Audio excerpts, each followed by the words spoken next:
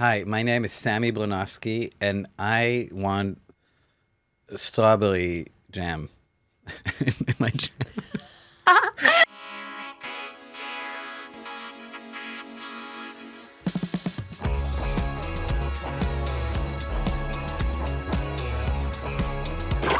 Hello, you beautiful people. Welcome back to another episode of Immigrant Jam, the podcast. It's 2023, and what better way to start off this beautiful year than with such an amazing person. He's a comedian, he's a musician, he's a man about town, he's a filmmaker and a writer and a sketch machine. Well, sounds like I'm a fake now. If I'm doing all those things, there's no way I'm doing them well.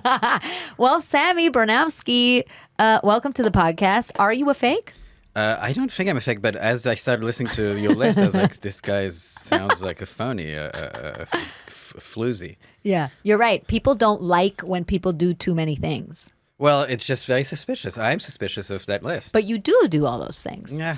You don't? Well, so... Or you have done them. I have done them. Right. In succession. I think it's okay to excel at things in succession. Right. You could excel in succession, but simultaneously unlikely for you to excel at all those things at the same time. At the same time. That's Right. true. But you are someone who excelled at things very yes. early. You did. You started playing early? violin when you were like 3. Isn't that true? How do you know that? Because I do my research. Wait, Sami. you saw that online? That's such a weird thing to find online. Is it? There's one You went on the interview dark with web, huh? No, You went on there's those- one yeah. interview with you online, and you Okay. talk about this. That's okay. Well, yes, it's true. I did play the violin as a kid, but I definitely did not excel. I stopped when I was like 11. All right. Well, that's that myth debunked for you people out there that No. thought Sami Bronowski excelled at violin. But then you start playing saxophone. I was thinking the other day that actually, you know how when you go in these meetings, any kind of industry meetings, you know how you have to pitch yourself, your little bio. Yeah, we all have that little. I realized the bio that I give is so not who I am. I don't lie in it. It's all facts, but I so don't see myself in it. One of them is that I was a musician, and I'm like, that's not who I am in any way. It has nothing to do with who I am. And I want to revamp my industry quick, Okay, do short, it. small talk, pitch, short. All right, go for it. But I don't know what to say because it's not none of the facts are not pertinent. It does not make sense. The facts don't lie. I was thinking also I want a new birth certificate, honestly. With a new name? I want everything that is real in my life feels fake. That's what I'm trying to say. Like, I'm from Europe, but I don't feel like I'm from Europe. Where do you feel you're from? American. I feel like I come from the Midwest. I love that. I feel Yeah. I feel like also I want to change all the details. My name, I don't want my name. I sound and look very Jewish, but I don't feel Jewish. But you are Jewish, though. I am Jewish. Yeah. But it's not how I feel. I feel like I'm extremely white. You Like, feel Catholic? I feel like I'm from the Midwest. I'm white. My name is Dale. That's how I feel. It's closer to how I feel. You have I know nationality dysmorphia. I definitely do. I mean, my nationality. I have a UK citizenship. Yeah, because you were born in I was London. born in London, but I don't feel British. I don't feel like I'm a subject of Charles III. I don't feel like a subject, So Yeah, and you grew up in Paris, didn't you? I grew up in Paris. And So do you feel French? I Well, no, have- you said you feel like you're from the Midwest. Yeah, I have some Frenchness, but more the way some Americans feel French, because they have some descendant, they're like from old French. Like the way that they're like, I'm a quarter French. Exactly. Yeah. Okay. Well, but that's the beauty of America, that you can do that here. Yeah, but they won't let me. Are 'cause you American? the Are you a citizen? No. And also, Americans keep telling me that I'm not this, Do I'm they? like, yeah, they're always like, no, you're French, you're Jew, you're French, you're Jew. I'm like, no. I mean, and the problem is my comedy, I do use these things for my comedy because I have no choice, right? I have to use the fact that I have an accent and I'm French and Jewish, but anyway, this is my inner turmoil I'm sharing with you. I love that. My grandmother, who was Jewish, always said to me, the Nazis told me I was Jewish. Like she never felt That's Jewish. very, I was going to say boomer, but it's even pre-boomer. That's It's way it's pre-boomer. She was attitude. born in 1922. I mean, now she's dead, but she always said, because she Yeah. wasn't religious, Yeah. and she didn't think about her Jewishness at all. So she always says that said the Nazis are the ones who made me Jewish, So who this- told me I was Jewish. Same thing in my family. That was a classic thing to say. Yeah. Now we feel weird, right, hearing that, because it's all about affirming who you are. Right. What But do you- I what do think you now say? it's also, what do I say? Yeah, what do you say? Well, for me, it's also weird because I wasn't raised religious at all, but I am Jewish.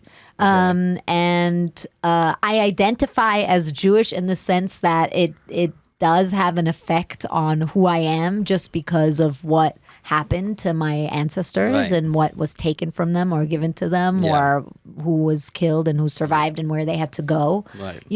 So in that sense, but I think also we just live in a time where it's very much about claiming identities, right? Or like claiming your corners Sure. and your people. Yeah. And it's not that trendy Right. to not have an identity, a firm identity. I want to claim mine. It's just not the one. It's more like in Ohio, and it's just a different. Have you been to one. Ohio?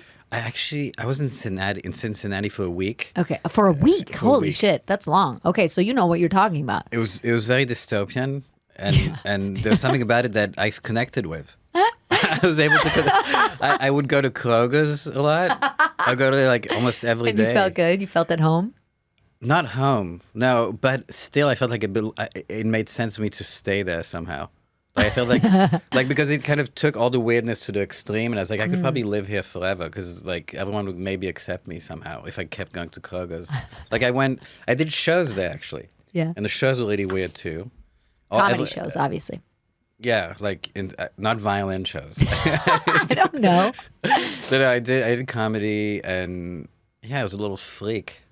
That's the thing. There's a temptation to be a freak. Are you tempted to just be a freak for the people? Now, yes, Really? but I used to not want that at all. I used to When be did you become freak positive? freaky, freak positive.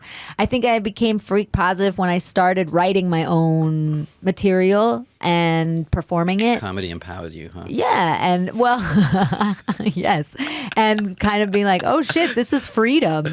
Yeah. And I grew up in a family of like freaks, in quote, like circus shit. family, like artist family. So they always were like, we're a circus family, we're the freaks. And I was like, I just want to be normal so badly. I want to be normal so badly. So I was always sad that I felt different.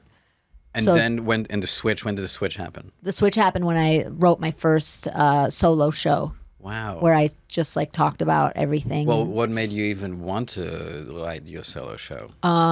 Total desperation Okay. and working in restaurants and not getting anywhere and trying to act and New York restaurants? New York restaurants. Like, Yeah. what restaurants? Which ones? Oh my God, I worked at so many. The Meatball Shop, No way. Lorelei, the Where's German. Lorelei? Lorelei is on Rivington between Bowery and Christie. Yeah. The Meatball Shop, Lorelei, Spitzer's Corner. Oh, that was on shit. the Lower East But Side. that doesn't exist anymore. No. Wow. God, fuck. Old New York. Is this before 9/11? This is not before 9/11. Fuck you, asshole. I'm not that old. I fantasize about those years. I was in high school before 9/11. Okay. But yeah. So when did you become freak positive? I think there was never a day where I was like, I was really always told that I was a freak. Because I was so sad. Really? By who? Everyone around me, I had a freak, maybe excessive, but maybe, what's a milder word for freak? What's less than freak? Unusual man. I don't know. What do you think, Mike? Fucked up boy. Yeah, I was. Not a fuck boy. Fucked up boy. I was starting to Google it. I was like, milder word for freak, and I was like, I'm pretty sure I can riff this one off the top of my head. I was going to say loser. Might be a little bit. I think losers is better than Nerd? freak, too right? young to be. I was too small to be. Can you be a loser at 7? Absolutely. I think all 7-year-olds are losers, so right? fucked up. You can be a loser as a baby, dude. Have you ever met Wow. a cool 7-year-old? No, they're all sticky and But that's why you can't. cross-eyed. If everyone is a loser, you can't be a loser. I That's guess all true. kids are losers. Kids There you are go. losers. Does Nailed he have it. to be closer to the mic at all? I got him Okay. turned up pretty good. You're panicking. No, I don't you know. could scoot I'm just in, but you. I'm not panicking at all. Okay. I just don't want to miss Of course, yeah. any the of nuggets, this gold. The nuggets. The nuggets. No, I need to warm. I need to kind of really. I'm kind of like a slow engine. I need a few hours. Great. We've got the studio booked till 7 p.m. for you. But do you feel at home when you're in Paris? No, I used to, but now it's like just it's kind of a trip down memory lane a little bit because I've been here for so long. How long have you been here? More than 10 years. Oh, okay. My goal is to just become a full American. And I actually was thinking of, I want to ask an engineer to like make a device for me that kind of a autocorrect for the voice, where like whatever like I a voice say box. will come out American. Because I don't want to go to a speech therapist. Like I don't want to. I don't think I should. It's barbaric. I have to change. I want to talk the way I talk, and then it comes out to you like I'm from Cleveland. That's what I want. Okay. I love that. I was wondering, that sounds like it should be possible with all the AI developments, don't you think? Yeah, absolutely. 100% that's possible. And I think that would help me, I think, belong a little bit more with the new birth certificate also. So the accent is what's keeping you from feeling fully American. The accent, the name, the look, and The name is easy to and change. the facts. Yeah, sure, I can do that. So what would you call yourself? Dale Turner. Dale Turner? Yeah. I love it. Dale Turner, comedian. But is it real or is it performative? The name would. What do you mean by that? Like, do you want, is this a real burning desire, or do you want this because it's like an experiment, a social performance No. experiment? It's somewhat burning. It is roasting. Do you love Americans? There's one American I love. That's all you need. That's enough. and I think that American maybe would like me more if my name was Dale Turner. Really? I mean, I don't know if they would fully. If you said that to them, they would be like, "No, not at all. I don't need Sami to be." But you called think Dale Turner." subconsciously? But on some level, not just Dale Turner, but everything that goes with it. Why? What goes with it? The whole kind of like solid, like coming from like an American deep family, maybe even one of the Pilgrims, one of the old Mayflower families there could come. I think that would help. She would feel more secure, I think. Really? Yeah. Well, why do you think your immigrantness is making her feel insecure? She's like this guy. Like he's like a glitch in the Matrix. This guy doesn't check out with anything. But don't you think you'd be the same way you are if you were American? No, my God, no. First of all, I would not be in this. Well, that's for sure, since it's an immigrant podcast, so I would be not even allowed here. I assume whenever a non-immigrant tries to come in, you just immediately call security. Punch him in the face. Yeah. I mean, yeah, but I think I wouldn't be a comedian if I was American. So you kind of hate this invitation to this podcast No, because you don't want to be an immigrant. I made I did not make peace with it. But I do. No, I'm happy to be here, and it's my choice. I decided to basically capitalize on, as you a little bit, since you're doing this podcast. But I decided to capitalize on being different, which is an American thing, kind of. Yeah. But that's the thing. Is like, is it really?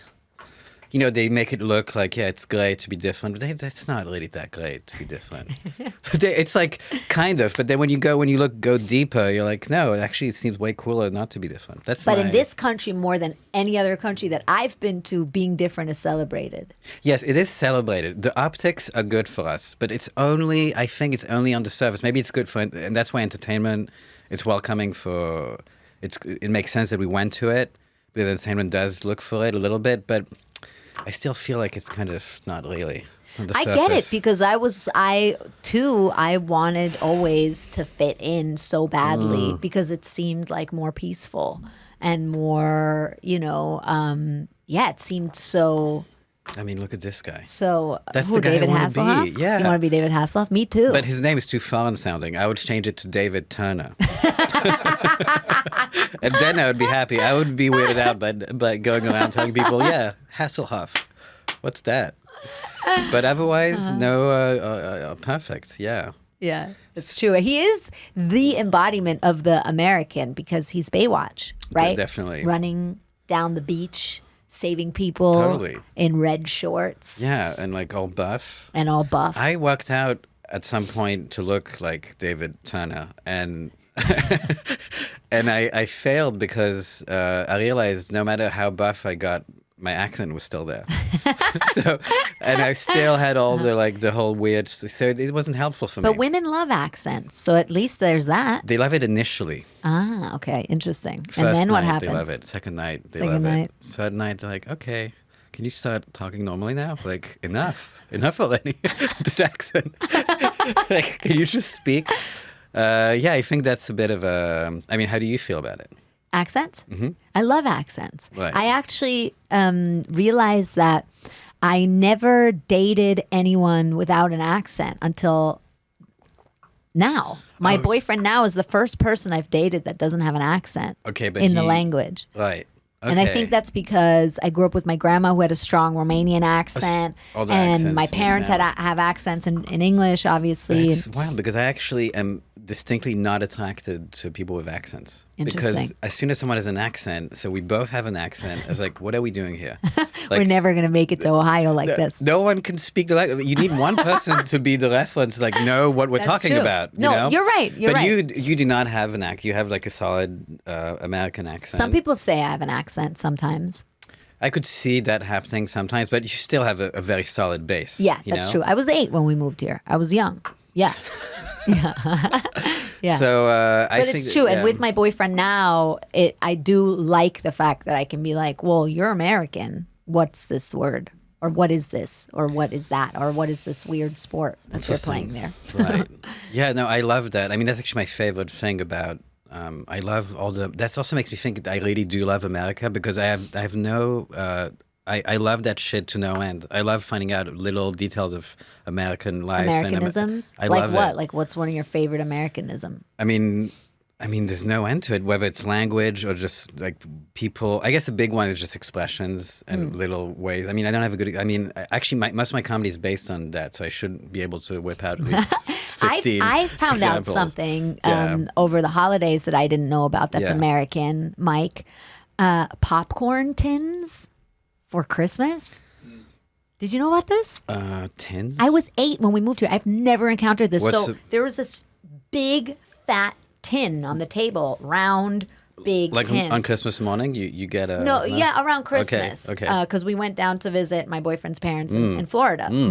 Yeah, Florida. you went straight to the okay. The source. Yeah. Although his parents aren't American, but still, they have become very Americanized, and they had this tin, and I thought it was cookies or something like that. There was like a snowman and, the whole like Christmas motif on the outside. And then it was just a tin that was separated into 3 compartments full of 3 different kinds of popcorn. Okay. Caramel popcorn, regular popcorn, and cheddar popcorn. So this is a classic thing. Filled to the top with Okay. this popcorn in this Okay. tin, and it's a classic. Right. And I thought maybe they put it in there to keep it in there, but no, you buy it that way at the store, and it's a Christmas thing. And then you just have to eat around the regular popcorn. It's just it just becomes a popcorn, a third of regular popcorn. Yeah. Everyone wants the caramel and the cheese. Nobody. Right. There's a place called Garrett's in Chicago. That's like kind of the people that invented that. Okay. They're like the number one. Any time of year, there's a line 2 blocks long of people trying to get their Garrett's 3-type popcorn. They have like 50 different types now. I mean, that sounds It's disgusting. insane. It's Yeah, it is absolutely disgusting. insane. That's And actually one insane. of the American things that I'm not too interested in. I take it back. I'm not. I don't. I always said I love everything. No, that's one. It's so insane. I don't feel tempted to taste that at all. No, I couldn't believe it. I thought this has to be a joke. Actually, it's a thing. I used to. I dated someone who loved popcorn, and I think the way she would approach food is it had to have some kind of crunch in her mouth. I feel like she was somehow numb to the flavors, so it was all about just the texture and the feeling. So everything had to kind of have a bite to it. And she was huge on popcorn. It was always and she was always making popcorn in my apartment, hearing these sounds all day. And if it wasn't popcorn, it was chips. Oh, chips, of course, have that really. And I was like, how Crunch about factor. a good taste of something? How about a nice flavor? Now, see, that's not American of And, you. yeah. That's very European, no? I guess I thought it was so messed up that she was just like kind of putting her mouth through these strange it's almost physics. She was like dealing with physics in her mouth constantly, and that's the only way she could nourish herself. Or feel joy at nourishing herself. Joy. I don't. What think, about yeah. this concept in America of this is made from scratch?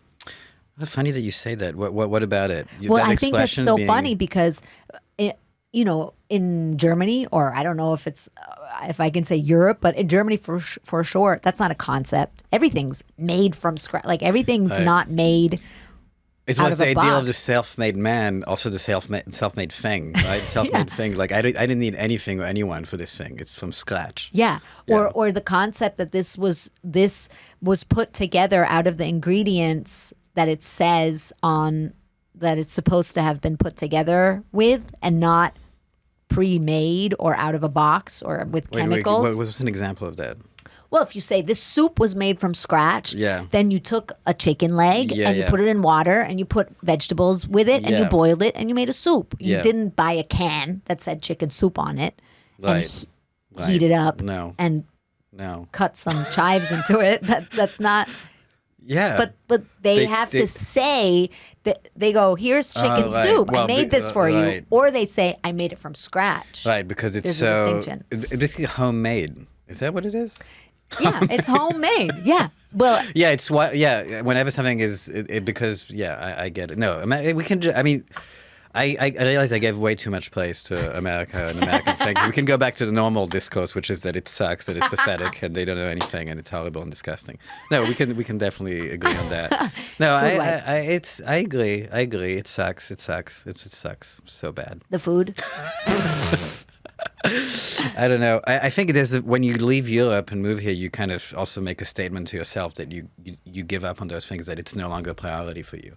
Okay, Like, that's true. you leave France for America, you're like, okay, well, those things are not number one on my list. You know, I don't care that much about good food. And then what happens is you really stop caring. Then, you taste something delicious, like, oh, whatever.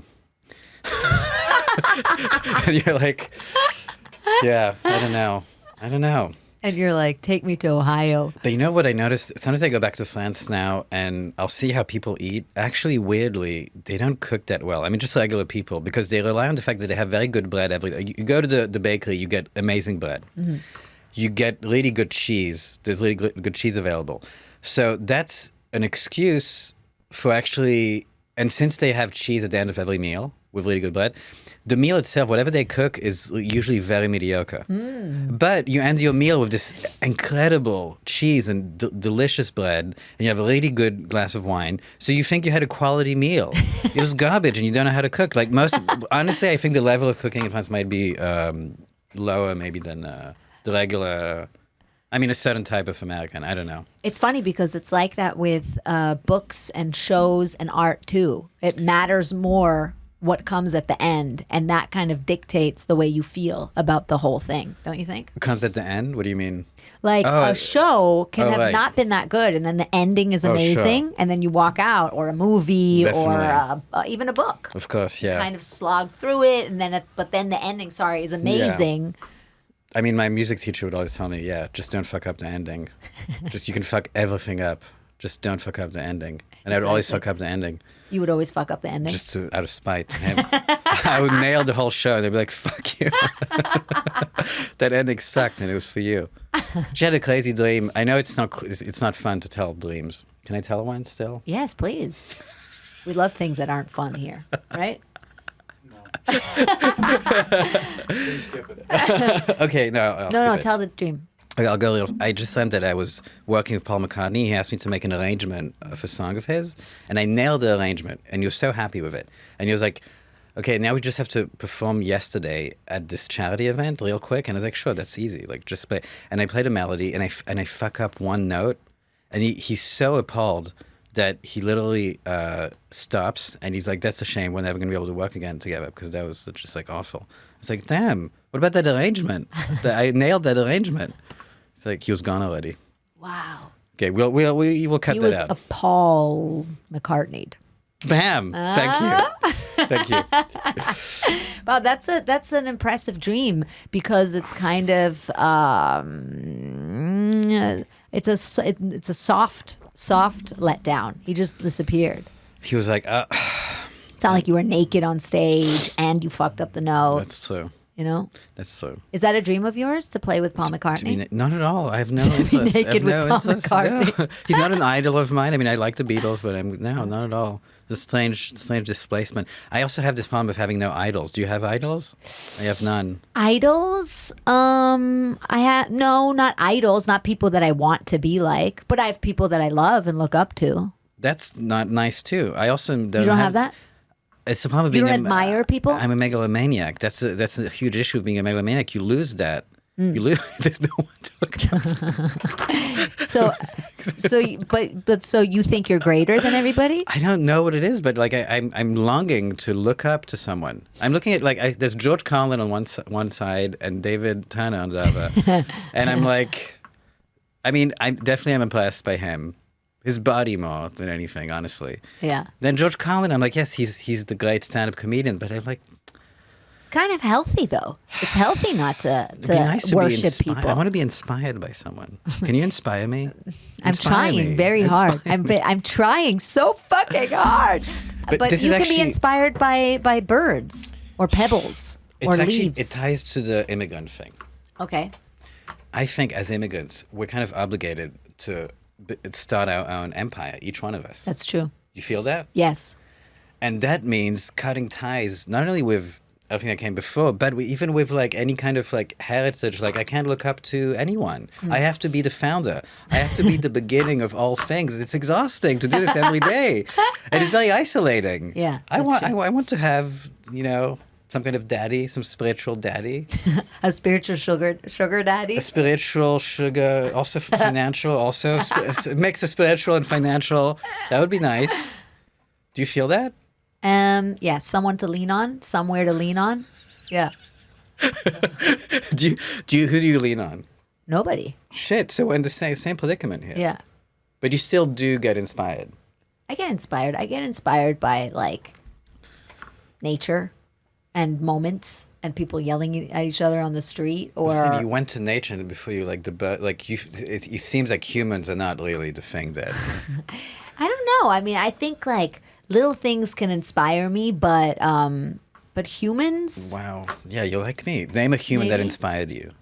a human. Well, I can actually. Okay. Whoopi Goldberg. Oh. Yeah. Whoa. Yeah. That came out of nowhere. Did it? Whoopi? Just like that? Yeah. Okay. I love Whoopi I talk Goldberg. about when on the thing she did on The View like a year or 2 years ago. No. when she talked about Jews. Are you talking about the thing about Jews? When she said that, the thing about Jews? I don't even remember. No, I'm a fan. No, when she did her like characters on Broadway when she was young, or Lily Tomlin, I think is Oh, yeah. inspiring, or Mel Brooks, or Eddie Murphy. Shit, Or okay. Wow, that's a lot of inspiration. John Cleese. Oh, yes. All the Monty Python Yes, people. They 100%. inspire me. Mm. Yeah. Are your parents immigrants or were they French? No, they were kind of immigrants too, but not. They moved to Israel, I guess. They were just classic Jews moving to Israel. So they live in Israel now? Yeah. Kind of. Okay. You don't believe anything I say? No, I don't know if you don't want to talk about this. No, but do I seem shady to you? No, not at all. Do you want to seem shady? No, Would but you like to be shady? this is the problem. It's like because my life doesn't really make sense. That's what I've been trying to say from the beginning of this podcast. Okay. And that's why I am fantasizing with such a clear cut bio of like being born in Cincinnati and living in Cincinnati and never leaving Cincinnati, because my life is it just when the facts are just a little odd. I'm telling you, this thing the meetings, the industry meetings, it's the most alienating. Like I had a meeting, and I guess my manager was like started telling my life to the person, and I couldn't. He said Sami was one of the best jazz musicians in the world. I was like, what? And I started laughing, and then I saw he wasn't laughing. I was like, okay, we'll just go with that. And we go with anything, really. And nothing is real, nothing is fake. Everything is kind of, because what matters is this presentation, right? So this leaves me quite at odds. But nothing is real or fake anyway. Everything's made up, and nothing is good or bad. We just make it that with our thinking. What? And then what? And then I can't. you Then die. I go home, and I'm like, well, what's going on? Yeah, and then you make art, and you make people laugh. Do you think we make art? I can't tell. I don't know if I mean, maybe you make art. I make TikToks. I don't know if it qualifies. Does it qualify? I mean, I think so. Sure, your TikToks do. No, I really. Do you want to make art? I just don't know what art means anymore. What is that? What is that thing? It's whatever. It can be anything. I don't know. I'm so badly. I guess I am desperately trying to connect with the world, and maybe that is a good impulse for art. That is a lot of art. It's trying to connect. Yeah. I am doing that, but I'm doing it in such a little way. But you feel like you're not connecting? You are connecting. When I get views, I'm connecting. When I don't get views, I'm not connecting. That's the thing. It's like so base. But you still get some views, so you are connecting. Like even on the things where you don't get a lot of views, Get a you're few still views. getting views. So then I'm connecting a little bit. You're connecting a little bit. It all feels messed up. It feels like it shouldn't be that way. So if you could have another life, Dale Turner would live in Cincinnati, and what would he be doing? What would he do? I think Dale For a Turner. job, for a living. I think he has a startup. Oh, okay. In Cincinnati? It's an odd place for a startup. Maybe a few years in Cali, but you know. He went back. And he did a very solid, great startup idea for an easier way, a way to facilitate financial transactions for the wealthier. Okay. So just for like asset PayPal management. for wealthy people. Yes, and he just came up with this great idea with a friend of his that he met at this school he went to in Ohio. And you know, it was just solid, a solid idea. It wasn't too risky. So you're wealthy and cool, because startup guys are like cool guys, aren't they? Not even the cool side, just like solid. And then I met this chick. Kelly. She's actually one of my first clients. She was my angel investor. She's one of the first person to invest in my company. Is her name Kelly? Sure, Kelly. And Kelly, it was Kelly, yeah, Dale and Kelly Turner, the Turners. Yeah. And you It know, sounds like Kelly not only invested in your startup, but she invested in you. She invested exactly, in you. which is literally all I want. That's not so much to ask. I had a friend in Germany before we moved to New York. Yeah. And his name was Mike Turner. And his dad had been an American GI. Fuck yeah. Yeah. That's the His kind of name guy I'm was Mike. talking about. This is the kind of person I'm looking for. But he lives in Germany. Okay. In Do Hamburg. you know that Dale Turner is a singer-songwriter? There is a Dale Turner who's a singer-songwriter. Is he from Ohio? No. He considers himself Queen meets Mr. Bungle meets Frank Zappa. Melodic rock with psychedelic You're music. fun. You can't escape it. Wait, Even wait, as Dale Turner, you're a fucking artist. No. I'm not saying he was good. I'm just saying he too exists. eccentric for me. I know. No. There's no escape, see? No. There's no escape. I could change it to Dale. Dale, the name of his band also was Upside D Head. Oh, God. No. That's not who I am. Upside Sorry, the real Dale Turner. You're taking a beating on some podcast. No. This is completely unfair. Wow. I'm the real Dale Turner, and I'm going to prove it. Okay. I love I'm this. going to look. Do you know anyone who does birth certificates? All I want is a nice American life, right? That's all an immigrant wants. Isn't it all we want? Maybe. Yeah. What do you want? I feel like you want something else. You want something more.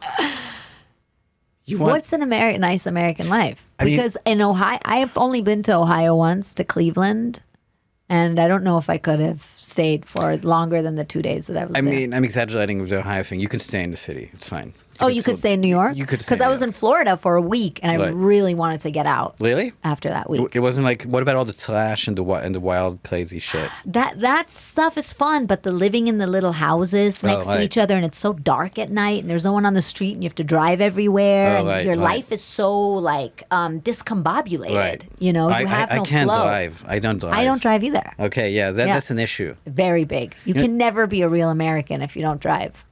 Well, I was thinking of getting a license because I never got roadhead because I know how to drive. Roadhead.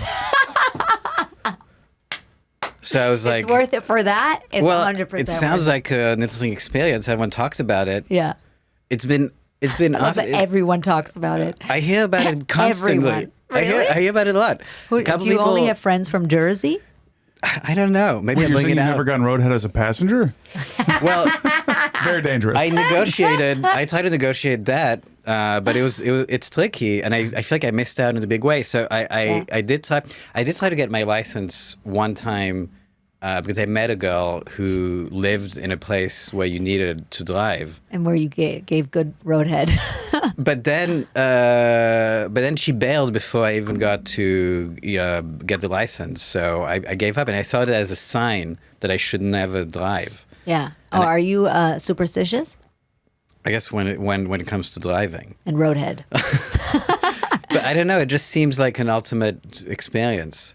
Maybe I should get roadhead without a license. You could just sit in the car and not be driving. Is that valid? I don't know. I have Mike. What do you think? I don't have a penis. I mean, whose car is it? Maybe a stolen car? Yeah, you can steal a car. You want to raise the stakes, right? I think the point is that you're driving. That's what makes it. That's what where the Elevates stakes are. it. Is that Right. you're driving. Makes it sexy and so hot. you're driving. Can anyone see? Am I going to veer off the road? What happens if this finishes? Am I going to be able to maintain the steering wheel? You know, maybe I can create I was thinking of getting maybe an AI, a kind of VR headset that would allow me to experience that at home. So I could driving. I could drive at home. maybe, yeah. I just want to. But I need real danger. I can get. It's people, high stakes head. Like that's you just find the high stakes. And you're going to get that same rush, I think. So you got to find other stakes. Any dangerous situation counts as roadhead. Yeah, I think roadhead is more of a elevated experience rather than the driving itself. Okay. I do think it's worth it to get your driver's license to experience this. Well, I have Because you don't have to know how to drive very well to get a driver's license in this country. Right. Well, okay. I'll think about it. Do you want to do it together? I have one. I just can't drive. Oh, okay. Oh, Yeah. right. Sure. I got a license. Yeah. But I can't drive. Interesting. They shouldn't have given it to me. Did you get it in a fishy way? Did I get it with roadhead? Yes. Okay. Damn. This was the time to reveal. But this is what immigrants do. You know, Exactly. they do whatever they have to do. This is the immigrant life. This is a thought I have a lot. I don't know if you have it. You probably don't because you're not as much an immigrant as I am. Let's face it. That's true. But I have this thought all the time that most of my American friends, they really don't need to be pursuing these crazy things like comedy. Like they can really just chill out. While I feel like I have no choice. Am I right? Yeah, I think so. Of course. They can just fucking sit back and relax. Not into relax this fully. social system that's set up for them in this country.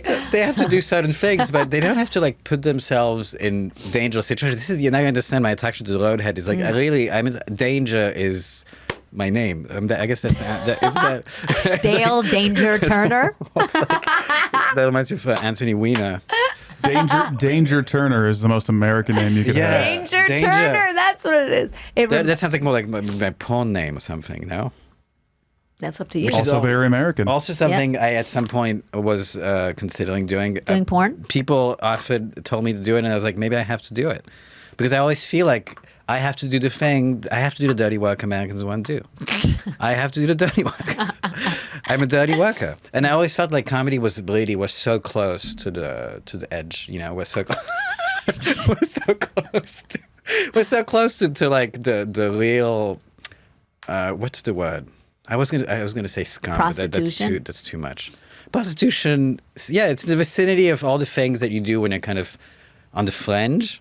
And comedy is still not that, but it's close. Why? Because first of all, there's like actual real things that happen when you start doing stand-up. It's at night. It's all night. It's sort of hanging. It turns you de facto kind of on the fringe because of that. Open mics are a place that attract all those people. There's a lot of people that are not real comedians or even really seriously considering comedy, but they come. I interact with those people a ton. And I think, and I talked about this to other comics, and I was like, remember, you know, how we would always talk to either homeless people or drug addicts or strippers or not. These people are all, I'm not putting all these, we just all have in common that we're a little bit on the fringe. Mm-hmm. And they would tell me, no, we wouldn't talk to those people. You would talk to them. And I was like, yeah, why would I always talk to them? I was really drawn to them because I felt like that was the essence of the whole pursuit. Like, I was never drawn to the clever comics with really good, well-written bits that clearly were people that, you know, were approaching comedy the way you'd approach your career in a law firm, you know, where they were like, you know, waiting to get their first 5 minutes on Fallon or Conan and aiming for the half hour on Comedy Central. I was interested in the real fucking, you know, the real shit. I wanted the real shit. That's because I'm an immigrant, okay? That's why. But did you feel this or what? Yeah, I feel this. But you would have been like this in if you would have stayed in France too. That doesn't No. have to do with immigrant. No. You don't think so? No, because in France, I was not in that kind of shady underworld. I was super official. I had very elite education. I was in very serious relationships with very solid people. Like my ex-girlfriend is like a philosophy professor at the university. Wow. You see what I'm saying? Yeah, that's true. So no, and then I come here and it's all the scum. I'm telling you, the scum. But okay, I mean, I think that like historically though, Yeah. artists Yeah. or people who did this type of thing, performers, Yeah. they used to be freaks. And Right, then right, when right. people started making a lot of money, everybody started wanting to be, or when fame came into it. But it used to be Right. that you were an outsider, Sure. that you were not did hang buried out in- with the right. drunks and the strippers and the prostitutes Exactly, yeah. and the freaks and the circus Yeah. people and all of that, because it wasn't something where you could make any money. It wasn't something that was regarded as, and it was somewhere where people went that didn't have an education Yeah. because you didn't need it Right. in quotes, right? So I think that, That's a good point. We're the real thing. yeah. So you're a Berlin girl, so you have the Berlin I fucking... don't know if I'm a Berlin girl. You're but not a Berlin girl? No. Oh, shit. I was What do born you- in Hamburg. Okay, I thought you were a Berlin. Yeah, I lived there for a while. Yeah, Okay. yeah. I think- But I think it's because I come from a family of like entertainers and stuff. When you say entertainer, that sounds very Well, ambiguous. or artists. Or my Okay, dad's an well- actor and a writer. Okay. And my mom's a singer, and everybody they very much celebrate that. See, this thing is like actor and writer sounds somewhat dignified. But dignified, as opposed to a comedian. Yeah, Yeah, that's the thing. that's true. I think there's like I'm obsessed with dignity and not having any of it. Do you think? Do you think about that? I think there's a ladder. There's like a spectrum of dignity, and I'm constantly battling with the fact that part of me really would like to go further up and have more dignity, but then there's this deep pull in me to go lower and lower because I feel like the real thing and the real essence of things is all the way down.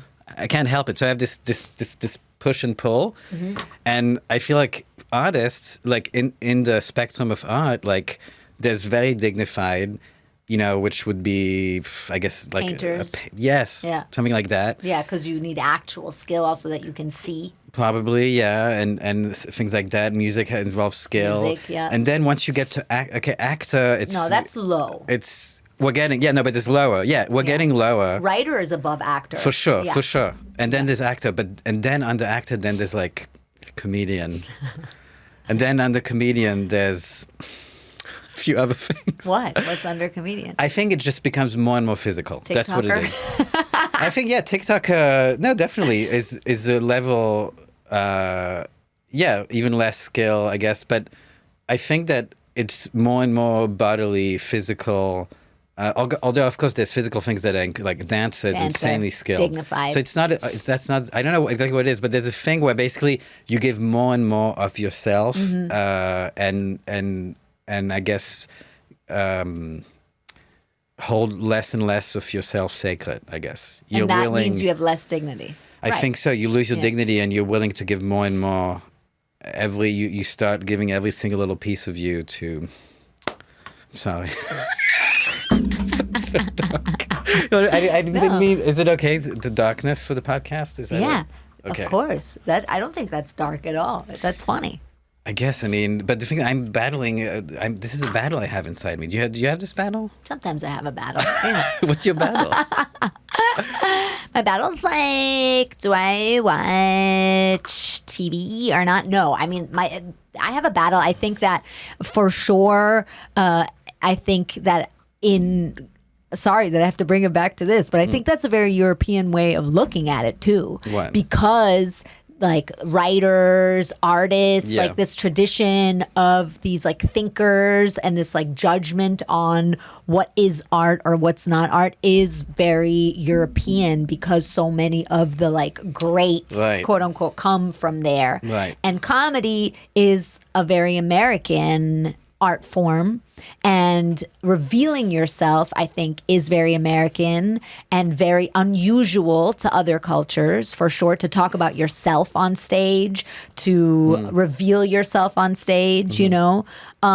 So yeah, I understand what you mean. But I think that it's funny because I don't know if you have this experience when you meet other artists or other people who are performers or do anything in the arts, they always revere comedians. They do? Yeah. They're always like, oh my God. I can't believe you do that. How do you do that? How do you do it? No, I wish I could. Nonsense. Musicians always want to be comedians, I feel like. Always. When you meet musicians, though, is it they not? want to do that.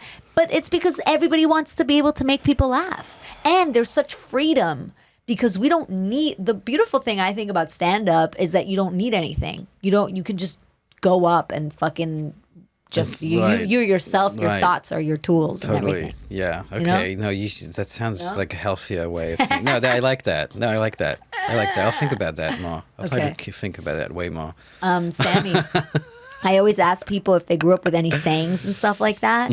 I found some funny French sayings. Oh, shit. I want to know if you've heard these.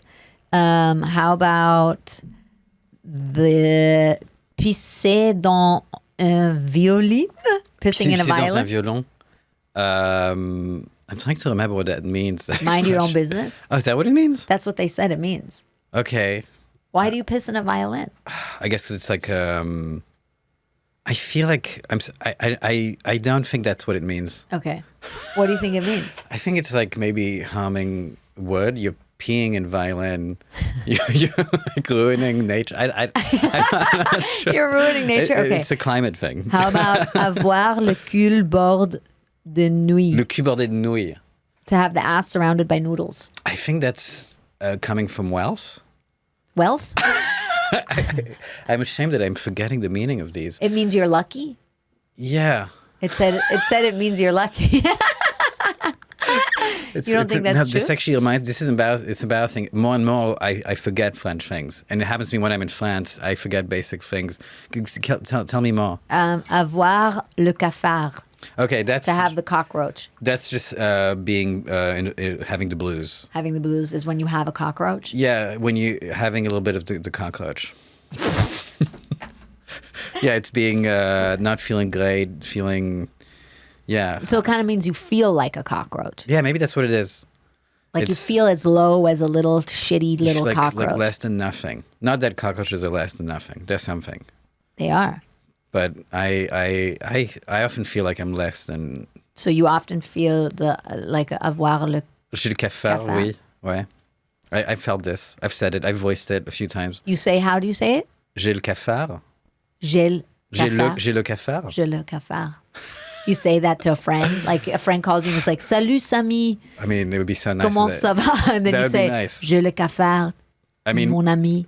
I would love to say that, but for that someone would have to call me, right?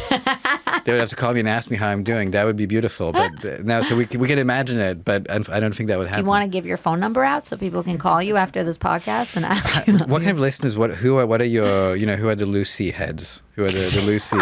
Lucy heads? Yeah. I think they're nice people. Nice they would people? call you. Give me another expression. No, that's it. That's all I found. Okay. There's much better ones. Oh, tell me a better one. Do you have one?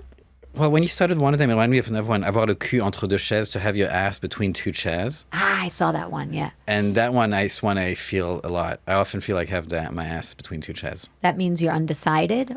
I feel like torn. Two opposite things are pulling me. Yeah. Dignity, this scum. gutter. I want both. Yeah. Which one will win, do you think? Neither. I think you'll always want both. Oh, no. Oh, my God. I don't know. Scum is better than dignity, I think. Well, that's fucked up. That's fucked up thing to say. Why? Well, this is the problem. You're the problem here. See, this is the problem. It's like someone says, you say this, and then I'm like, oh, shit. I mean, I feel like, it's funny, the word scum reminds me a lot of Taxi Driver. I keep thinking of, he keeps saying, let's get rid of the scum, let's get rid of the scum. Yeah. And I was like, no, I came here for the scum. What are you talking about? I've definitely never had, like, the level of, I don't know the French gutter. Like, I feel like I know the American gutter way better than the French gutter. Mm. Like, I've seen the horrors. America's? Some New York. Mm. Yeah. I mean, it's hard not to see it here. It's all around us. In fact, Midtown East, which is where we are, yeah, I actually like Midtown East because I think it has some of the most authentic feeling because I feel like a lot of it hasn't changed that much. I mean, I haven't true. been that long here, but sometimes I feel like You know what's also interesting is that I just read that New York rats are genetically distinct uptown and downtown. No way. And midtown has the least amount of rats of any place in Wow. New York City. There's fewer people living in Midtown. Is that what it is? Yeah. Or maybe because the buildings are so large that they have the garbage is more contained. Oh, okay. Or I don't know. I don't Okay, know. well, that's a wonderful thing to know. And I wouldn't mind living here at some point.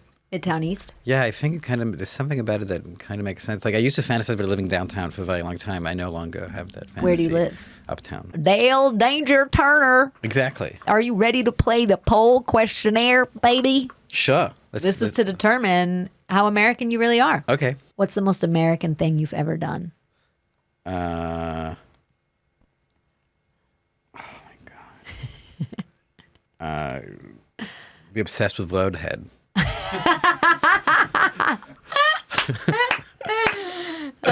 What's the most French thing you've ever done?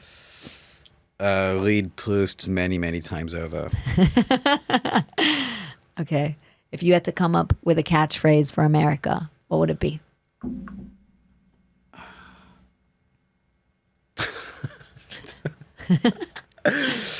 A catchphrase for America. Roadhead. Go get it. If you could add one amendment to the U.S. Constitution, what amendment would you add?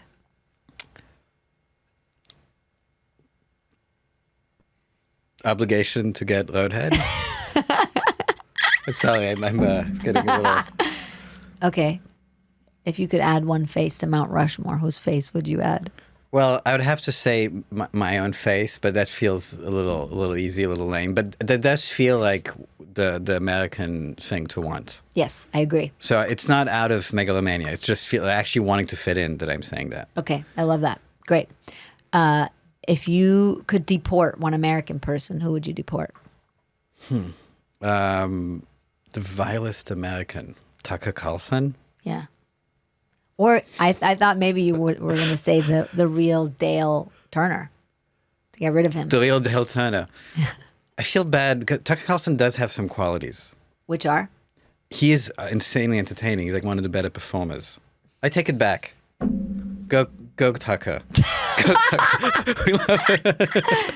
If you could ban one American food, what would you ban? Biscuits. I never understood Those the point. fluffy biscuits? The fluffy biscuit to me is so pointless. I don't understand why it's a staple of like Southern Really? food. What do you mean pointless? I love biscuits. No, but you have to understand. I love all Mike the is food. dead. I love that food, and the biscuit to me makes no sense. I love everything. Maybe you just not had the right biscuit. That's possible. Yeah. Why And I does would it be make happy- sense? Because I've had French wine that's despicable, Right, and then, right. but the other side of that is some of the greatest wine of all time. Sure. So maybe you just had the wrong So biscuit. I'd love to, but because Maybe I you need a love liquid biscuit. interesting. Sure, I love Southern food. Actually, it's one of my favorite things. But then the biscuit, I'm like, what is this? Like, it doesn't taste like anything. I don't see the point. Okay, last question. Okay. Sammy, do you know how I can meet David Hasselhoff? He's still alive. Yeah. That's already a good. Yeah, that's a plus. Better odds. How to meet David Hasselhoff? He's German a little bit. I This think like name descendant. sounds so suspicious. Yeah, to me. descendant. But Okay, not not- really. But they love him in Germany. I think. He tours there. What about going to LA? Have you thought of that? Yes. So. What do you mean so? Well, that's the first move. Well, you're not going to meet him on Third Avenue. When you figure, hey, let's go to Malibu. Okay, Isn't you want to that- come? I mean, I'm moving to LA. You are? I think so. No. Shit. Have you been there? But yeah, you can't conceive of me being in LA. No, I don't know. have been. Maybe you haven't been I there. have been. You like it? I don't know if like is the word. It's Are you going to move into a TikTok house? damn, that sounds great. If I can bring a few Southern girls with me. Really? You're moving to LA? I mean, it's not like I'm moving in 2 weeks, but I think that's Ultimately. I mean, no, I mean sooner than ultimately. Okay. Somewhere between in 2 weeks and ultimately. And I think I can find David Hasselhoff for you. I think what this thing you said earlier makes sense to me about because here there's not as much obsession with the artists the way in Europe. So fame has more value here than it has in Europe. Yes, that's true. And it's also why I was thinking, I got to this sad, wretched point in my life where I really need to be famous. It's such a pathetic thing to say, to think, to feel, all these things. But at a certain point, it's the best solution for my problems would be a little bit of fame. But the best specific, because I'm just like, But you've got it. I have none really, but I get recognized in New York by people who saw my TikToks. Yeah. But then I see how every project that I'm trying to push, it would be so much easier if it just... Right. Definitely. That's true. And then all of a sudden I'm valuing this thing that really, when I was younger, I had saw no value. It was not at all an aspiration in any way. And I can see that also makes me feel more American, just the fact that I want to be famous. Yeah. Very true. But also it makes me sad. Because even sometimes sometimes I'll get recognized a lot, like a few days in a row, just certain parts of the city. And then a day after that, no one recognizes me. And I'm like... You feel worthless? And then I'm like, is that what awaits me? If in the event that I do become famous, Right. I'll just feel like shit if I'm not... It's so pathetic. Yeah. How sad. Very sad. Didn't Kevin Bacon dress up and put on a beard and a hat and all this stuff and dress up to see if people would recognize? And they didn't. Somebody did that. And he was upset. Yeah. I think it was Kevin Bacon who did that. And he was he said it felt shitty. He went outside in disguise to try to see what it was like to not constantly get recognized. Yeah. And nobody did. And then he felt like shit, he said. He describes it as a disturbing day he spent disguised as a regular person. Right, exactly. It is disturbing, yeah. Yeah. We've lived our life. Everyone lives a disturbing lives. But I guess, the fact that you want something and you know that actually that thing probably will suck in a way Yeah. is messed up. Yeah. Do you feel this? Yes. This is fucked up. It's fucked It's up. fucked up shit. What the fuck? Yeah. We need to fix this. Just get away from the gutter. I do. I don't know. I don't know if we need to fix it. I think it's okay to live with that. You're all about enabling, huh? All about enabling. It would be so bad for me to spend more time with you. You keep pushing me to that gutter. Damn gutter. Well, on that note, Sami Bronowski can be found in the gutter if you're looking for him.